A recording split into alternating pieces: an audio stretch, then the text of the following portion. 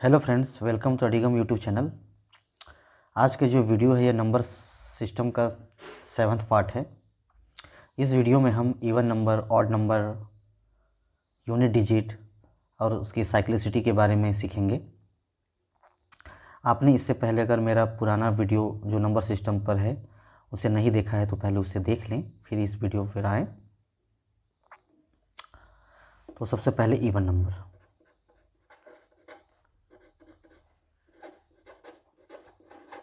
एक minute.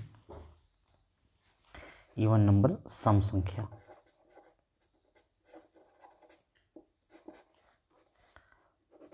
A whole number is called an even number which is divided by 2, then remainder is 0। कहने का मतलब ये है कि एक पूर्ण संख्या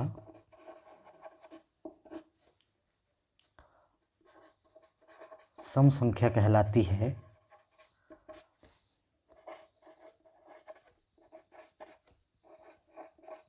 सम संख्या कहलाती है जिसे 2 से भाग देने पर शेषफल 0 आता है। एग्जाम्पल के लिए 4 है। अगर 4 को हम 2 से भाग देते हैं तो 2 का 2 बार जब टेबल पढ़ते हैं तो 2 दूना 4 होता है, 0। ऐसे ही आप 16 को ले लीजिए। 2 से जब 16 को डिवाइड करेंगे तो 8 टाइम्स जाएगा, तो 2 8 जा 16, ये भी 0 आया। और ऐसे एक और एग्जांपल ले लीजिए, जैसे मान लीजिए 4 4 4, इसे भी आप 2 से डिवाइड करेंगे तो 222 टाइम्स जाएगा और रिमाइंडर 0 आएगा। तो वैसी कोई भी पूर्ण संख्या जिसे हम 2 से भाग देते हैं और जो शेषफल अगर 0 आए तो वैसी संख्या सम संख्या कहलाती है, इवन नंबर कहलाती है। अब आते हैं ऑड नंबर पे।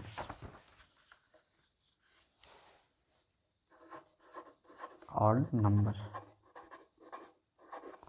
विषम संख्या।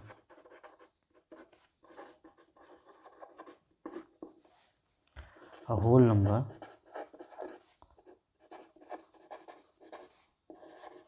is called an odd number which is divided by 2, then remainder is 1। एक ऐसी पूर्ण संख्या जिसे 2 से भाग देने पर शेषफल 1 आता है।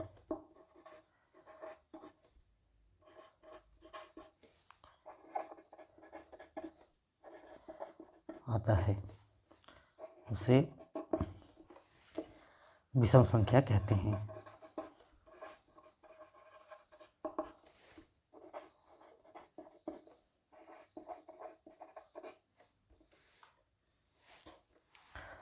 जैसे 3 को आप अगर 2 से भाग देते हैं तो 2 एकम 2, 2 1 जा 2, तो 3 में 2 घटेगा तो 1 बचेगा। आप यहाँ देख रहे हैं कि जो शेषफल है या जो रिमाइंडर है वो 1 आ रहा है।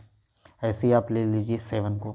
7 को अगर 2 से डिवाइड करेंगे तो 2 3 जा 6, तो 2 तिया 6, तो साथ में एक 6 घटेगा तो 1 बचेगा। यहाँ भी रिमाइंडर 1 आ रहा है। ऐसे ही आप एग्जाम्पल ले लीजिए 13 को भी अगर 2 से डिवाइड करेंगे तो 2 छक्का 12, रिमाइंडर आ रहा है 1। तो आप देख रहे हैं कि ऐसे कोई भी पूर्ण संख्या जिसे हम 2 से डिवाइड करते हैं तो जो रिमाइंडर आता है अगर वो 1 आए तो वैसी संख्या ऑड नंबर कहलाती है। मैंने इस डेफिनेशन में होल नंबर या जो पूर्ण संख्या है उसका जिक्र किया है। तो आपको पता होगा कि जो पूर्ण संख्या है या जो होल नंबर है वो 0 से लेकर 0, 1, 2 से लेकर प्लस इन्फिनिटी तक चलते रहता है। अब सबसे पहले बात करते हैं 0 की। मैथमेटिक्स में 0 सबसे विवादित है, अगर हम इसे इवन या ऑड की कैटेगरी में रखते हैं तो। लेकिन ज़्यादातर मैथमेटिक्स ये मानते हैं कि 0 इवन नंबर है, क्योंकि हम अगर 0 को 2 से डिवाइड करते हैं तो 2 का टेबल अगर 0 टाइम्स पढ़ेंगे तो 2 0 0 ही होगा और जो रिमाइंडर आएगा वो भी 0 ही होगा। इसलिए 0 को इवन माना गया है। नहीं, कई मैथमेटिशियन इसे एग्री नहीं करते हैं, फिर भी आप इसे 0 को इवन मान के ही चलेंगे। फिर आती है बात 1 की। तो 1 जो है वो ऑड नंबर है, क्योंकि अगर 1 को 2 से डिवाइड करेंगे तो भी 0 टाइम्स ही जाएगा, 2 0 0, और 1 में 0 अगर सब्सट्रैक्ट करेंगे तो 1 आएगा, तो रिमाइंडर 1 आया। तो ये ऑड नंबर के कंडीशन को सेटिस्फाइड करता है।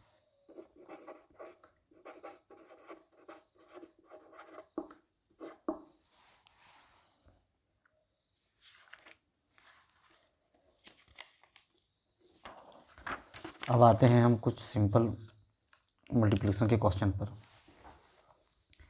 5 × 6। आप सबको पता होगा कि अगर 5 का टेबल 6 टाइम या 6 का टेबल 5 टाइम पढ़ेंगे तो 5 छके 30 या 6 पंचे 30। तो इसमें जो ये शून्य है ये इकाई है, और जो 3 है ये है दहाई।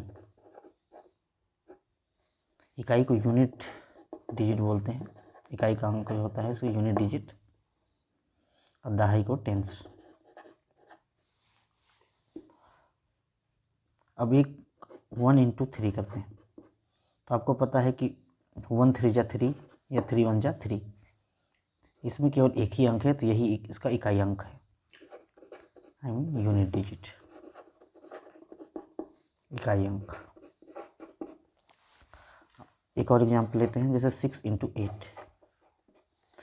तो 6 8 48 या 8 6 48 या 6 8 जा 48। आप इसमें भी देख रहे होंगे कि जो इकाई का अंक है वो 8 है। अब मैं इसे 3 टाइम्स ले लेता हूँ, जैसे 3 × 2 × 5। अब आप देखिए इसे, 5 दूना 10, 10 तिया 30। इसमें जो यूनिट डिजिट आया वो 3 आया।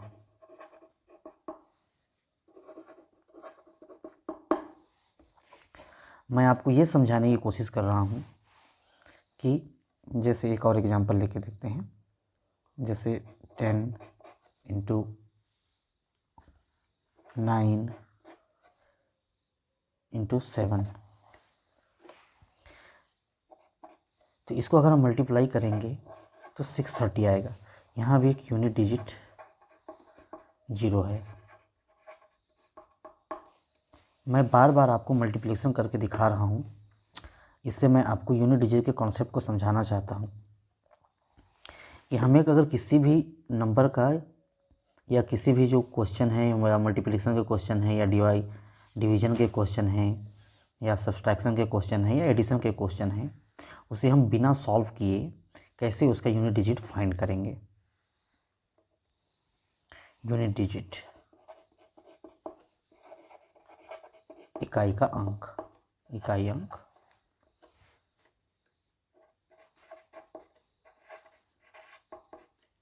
तो आपने यहाँ देखा कि मैंने 7 का टेबल 9 टाइम्स पढ़ा, तो 9 7 63, 7 9 जा 63। फिर अगर मैं इस 3 का 0 से मल्टीप्लाई करूं तो 0 ही आएगा, और यहाँ हम लोग का जो यूनिट डिजिट आया है वो भी 0 आया है।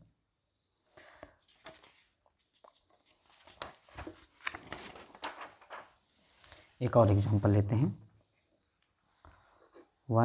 17 इंटू 3 इंटू 2। अगर हम इसे मल्टीप्लाई करते हैं 17 या 51, 51 दूना 102। तो आप यहाँ देख रहे होंगे कि अगर मैं 2 का गुना 3 से करूँ या 2 का मल्टीप्लाई 3 से करूँ तो हमें क्या मिलता है 6। अब इस 6 का मल्टीप्लाई अगर मैं 7 से करूँ तो हमें क्या मिलता है 42। इसका यूनिट डिजिट कितना आया 2, और हमारा जो एक्चुअल यूनिट डिजिट है वो भी है 2।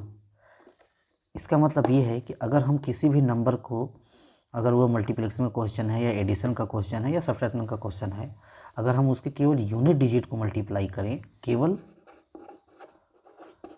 यूनिट डिजिट को, यूनिट डिजिट मीन्स इकाई का अंक, इकाई अंक को, तो हमें जो आंसर होगा, आंसर का यूनिट डिजिट मिल जाएगा, यूनिट डिजिट मिल जाएगा। इसे क्वेश्चन के थ्रू सॉल्व करके देखते हैं।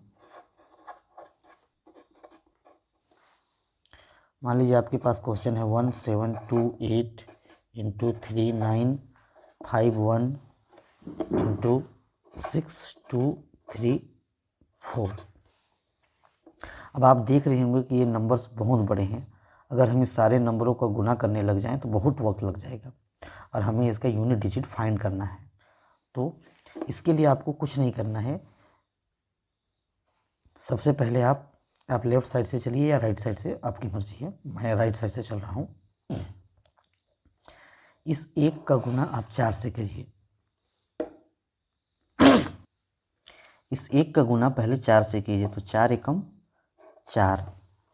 अब इस 4 का गुना आप इस 8 से कीजिए, 4 अट्ठे 32, यूनिट डिजिट आया 2। तो इस जो क्वेश्चन है इसका जो यूनिट डिजिट आएगा वो 2 आएगा।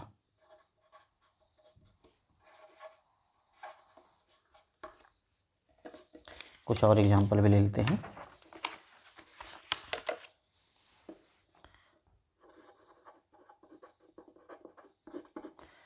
ये 444 गुना 1239 इंटू 5678 इंटू 2321। अगर 4 का गुना 9 से करूँगा तो 36 आएगा। अब इस 36 का जो यूनिट डिजिट है वो 6 है। अब इस 6 का मल्टीप्लाई अगर मैं 8 से करूँगा तो 48 आएगा। अब इस 48 का जो यूनिट डिजिट है वो 8 है। अब इस 8 का मल्टीप्लाई अगर मैं 1 से करता हूँ तो मुझे मिलता है 8। तो इस जो सवाल है या जो क्वेश्चन है इसका जो यूनिट डिजिट होगा वो 8 होगा। आप इस मेथड से किसी भी बड़े से बड़े नंबर का यूनिट डिजिट निकाल सकते हैं। ये क्वेश्चन और लेता हूँ।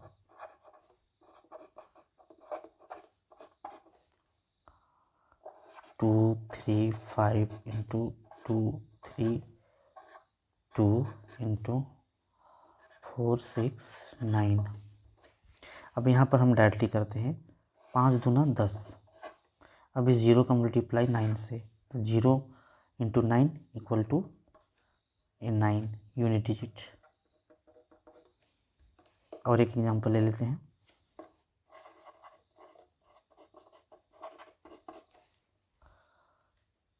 2395 इंटू 4222 इंटू 620। अब ये देखिए 5 2 जा 10। अब 0 का मल्टीप्लाई अगर 0 से ही करेंगे तो हमें क्या मिलेगा 0। ये है यूनिट डिजिट। आपने इस दो एग्जाम्पल में नोटिस किया होगा कि, या नहीं भी किया होगा तो ध्यान से देखिए कि अगर 5 का मल्टीप्लाई अगर 2 से होता है तो जो यूनिट डिजिट आता है वो 0 आता है। तो अब उस 0 में आप किसी भी नंबर का मल्टीप्लाई कीजिए। सॉरी, मैंने यहाँ गलत लिख दिया है। यहाँ 5 2 जा 10 का 0 होगा और 0 का मल्टीप्लाई अगर 9 से होगा तो यहाँ 0 आएगा। सॉरी, इसको करेक्ट कर लीजिएगा। आपने ये देखा, नोटिस किया होगा कि अगर 5 का मल्टीप्लाई अगर हम किसी भी नंबर या ऑड इवन नंबर से करते हैं तो जो हमें यूनिट डिजिट मिलता है वो हमेशा 0 मिलेगा। उसके बाद उस क्वेश्चन में चाहे जितने भी और नंबर हों, आपको हर बार यूनिट डिजिट 0 ही मिलेगा। इसे एक एग्जांपल के थ्रू और समझते हैं।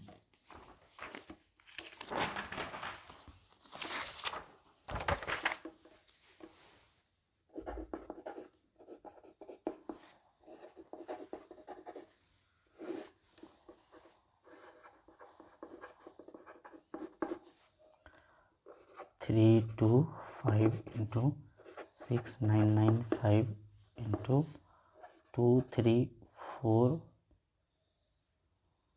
4 इंटू 9 9 9 9। 5 का मल्टीप्लाई 5 से, 5 5 जा 25। अब इस 5 का मल्टीप्लाई 4 से, तो 5 4 जा 20। अब यहाँ पर हमें यूनिट डिजिट 0 मिल गया।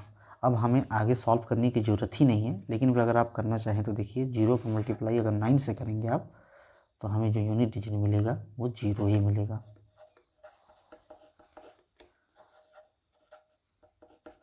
आपको जब भी यूनिट डिजिट का क्वेश्चन आए तो आपको सिर्फ एक ही बात का ध्यान रखना है, अगर उस क्वेश्चन में कहीं पर भी अगर 5 मिले और कोई भी यूनिट डिजिट अगर इवन नंबर हो, तो आपको आंख बंद करके 0 ही यूनिट डिजिट को आंसर को टिक करना है। इस क्वेश्चन को मैं थोड़ा घुमावदार बनाता हूँ, थोड़ा सा देखिए। इससे 6 2 9 5 इंटू 2 3 8 2 प्लस 1 2 3 5 प्लस 6 2 9 3। इसमें जो बोर्ड मास का रूल लगेगा, अगर बोर्ड मास का रूल आप लोगों को नहीं पता है तो मैं इसके लिए एक अलग से वीडियो बना दूंगा जस्ट इसी वीडियो के बाद में। 5 का मल्टीप्लाई 2 से, तो 5 2 जा 10, 0 आ गया। लेकिन यहाँ पर प्लस है। अब बोर्ड मास के रूल के तहत पहले मल्टीप्लाई होता है, उसके बाद एडिशन होता है। तो पहले आप इस दोनों को ऐड कर लीजिए। 5 और 3, यहाँ पर ध्यान रखिए कि आप मल्टीप्लाई नहीं कर रहे हैं, ऐड कर रहे हैं। तो 5 और 3, 5 प्लस 3 8 आएगा। तो इन दोनों जो नंबर है इनका जो यूनिट डिजिट है वो 8 है, और इस जो दोनों नंबर है इसका जो यूनिट डिजिट है वो 0 है।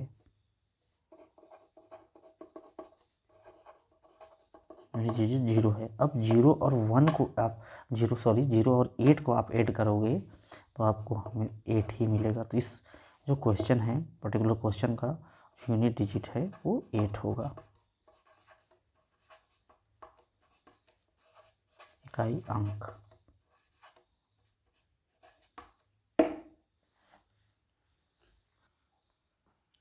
मेरे इस वीडियो को देखने के लिए धन्यवाद। मिलते हैं वीडियो के नेक्स्ट पार्ट में। Thank you so much.